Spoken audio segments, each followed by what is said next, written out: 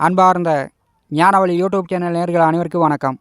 இந்த பதிவில் மிதுன லக்ன அன்பர்களுக்கு குரு பெயர்ச்சி பலன்கள் காண்போம். வருகின்ற மே மாதம் 1ஆம் தேதி குரோதி வருஷம் சித்திரை மாதம் 18ஆம் தேதி குருபகான் மேசராசியிலிருந்து ரிஷபராசிக்கு பெயர்ச்சி ஆகிறார். எதிர்வரக்கூடிய ஓராண்டு காலம் 12 மாத காலம் மிதுன லக்கணத்திற்கு 12வது வீட்டிலே விரயஸ்தானத்திலே மிதுன லக்கணத்திற்கும் கன்னி லக்கணத்திற்கும் பாதகாதிபதியான குரு மறைந்து சஞ்சாரம் செய்ய போகிறார். மிதுன லக்ன அன்பர்களுக்கு எந்த மாதிரியான பலாபலன்கள் நடக்கும் என்பதை இந்த பதிவில் காணலாம். நம்முடைய ஞானவழி யூடியூப் சேனலை பார்த்து கொண்டிருக்கக்கூடிய அன்பர்கள், இதுவரை சப்ஸ்கிரைப் செய்யாத அன்பர்கள் மறக்காமல் நம்முடைய சேனலை சப்ஸ்கிரைப் செய்து கொடு இருக்கின்ற ஆல் பட்டனை அழுத்திங்க. நன்றி. இந்த பூமி பலாயிரம் கோடி பேரை பார்த்துருச்சு. யாரும் அதிசய பிறப்பு கிடையாது.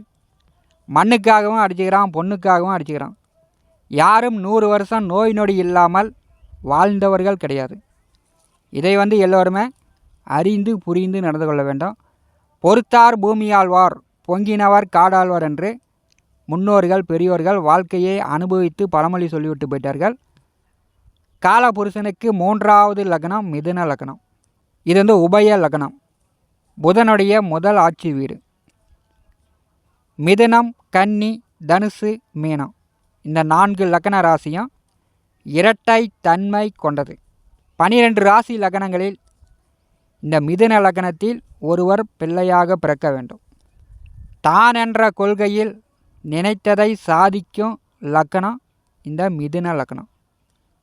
தன்னுடைய நிலையிலிருந்து ஒருபோதும் மற்றவர்களுக்கு பிடி கொடுக்காமல் தான் வழியில் செல்லக்கூடியவர்கள் மிதுன லக்னத்தில் பிறந்த அன்பர்கள். இதில் 3 நட்சத்திரங்கள் உள்ளது.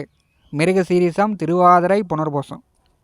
இந்த 3 நட்சத்திரத்தில் எந்த நட்சத்திரத்தில் உங்களுடைய லக்ன புள்ளி உழந்து நீங்கள் பிறக்கிறீர்களோ, இந்த 3 நட்சத்திரத்தில் பிறந்தாலும் அவர்களுக்கு முன்னோர்கள் வழி கர்ம தோஷம் இந்த லக்னத்தில் பிறக்கக்கூடியவர்களுக்கு இருக்கும். தன்னுடைய பூரிய சொத்துக்களை விட்டு வேறிடம் இடம்பெயரக்கூடிய அமைப்பு இந்த மிதுன லக்னத்தில் பிறந்தவர்களுக்கு உண்டு. அதே மாதிரி சொந்த பந்த உறவினர்கள், மாம மச்சான்களிடம் போட்டி, பகை, விரோதம் இந்த லக்னக்காரர்களுக்கு இருந்து கொண்டே இருக்கும். மிதுன லக்னத்திற்கு 7வது வீட்டிற்கும் 10வது வீட்டிற்கும் அதிபதியானவர் குரு. அவர் பாதகாதிபதி. எதிர்வரக்கூடிய ஓராண்டு காலம் மிதுன லக்னக்காரர்களுக்கு 12வது வீட்டிலே குருபகன் அமர்ந்திருக்கும் போது நீங்கள் நினைத்ததை சாதிக்கலாம். கணவன் மனைவிக்குள் அந்நியவன்னியம் பிரியம் அதிகரிக்கும். நண்பர்கள், உறவினர்கள், தொழில் பார்ட்னர்கள் வழியில் நல்ல ஆதாயம் உண்டு. அரசு வேலை, அரசியலில் ஜொலிக்கும் அமைப்பு மிதுன லக்னக்காரர்களுக்கு உண்டு. 12வது வீட்டிலே குரு அமர்ந்தாலும் அதில் சூரிய நட்சத்திரம், சந்திரன் நட்சத்திரம், செவ்வாய் நட்சத்திரம் 3 நட்சத்திரத்தில் குருபகான் சஞ்சாரம் செய்வார்.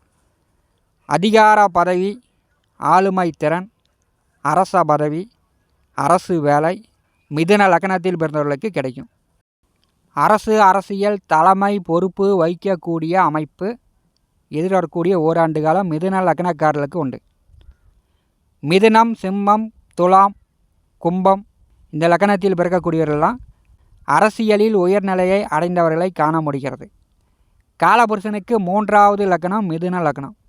மிதுன லக்னத்திற்கு 12வது வீட்டிலே தொழில்ஸ்தானாதிபதி குருபகான் வரும்போது தொழில் வேலை மூலம் வெளியூர், வெளியிடம், வெளிநாடுகள் செல்லக்கூடிய வாய்ப்புகள் உண்டு. வெளிநாடு போய் வர்த்தகம் பண்ணி நல்ல பெருமனம் சம்பாதிக்கக்கூடிய அமைப்பு மிதுன லக்னக்காரர்களுக்கு உண்டு. குருபகான் 12வது வீட்டில் அமர்ந்து 5ஆம் பார்வையால் 4ஆம் வீட்டை பரிசுகிறார்.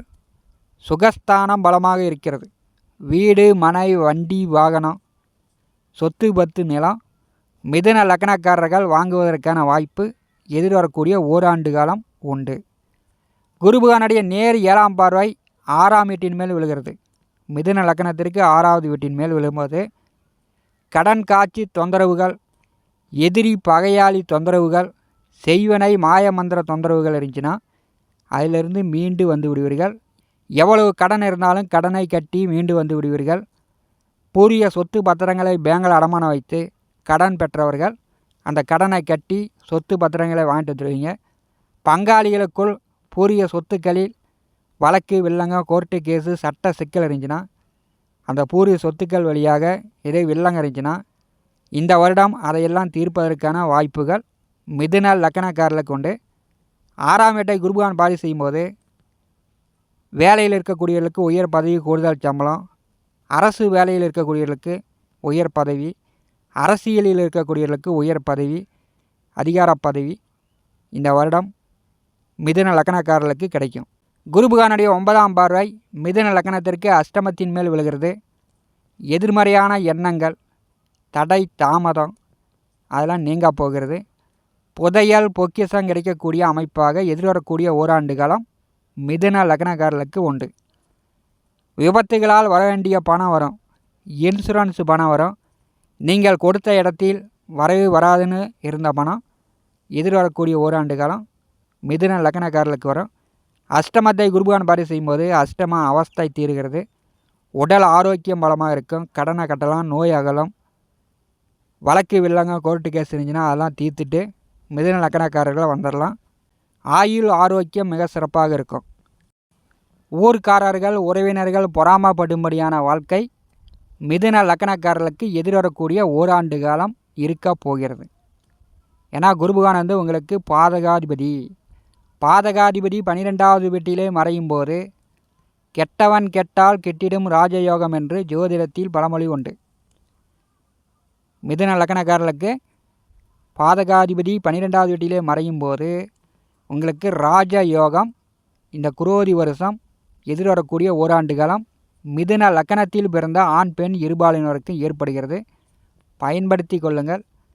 மிக அதிர்ஷ்டகரமான ஒரு வருடமாகவும் நல்ல வாய்ப்பாகவும் அமைகிறது. உங்களுடைய சுய ஜாதகத்தில் ராகு திசை நடக்கிறதென்றால் மிக அற்புதமான அமைப்பு. ராகு கோடான கோடி பணங்களை அள்ளி கொடுக்க போகிறார். அவர் தொழிற்ஸ்தானத்தில் இருக்கும்போது முதலாளியாவதற்கான வாய்ப்புகள் மிதுன லக்னக்காரர்களுக்கு எதிர்வரக்கூடிய ஓராண்டு காலம் உண்டு. மற்ற வருடகரங்களை பார்க்கும்போது மிதுன லக்கணத்திற்கு 9வது வீட்டிலே பாக்கியாதிபதி சனி பகவான் ஆட்சி பலம் பெற்றிருக்கிறார்.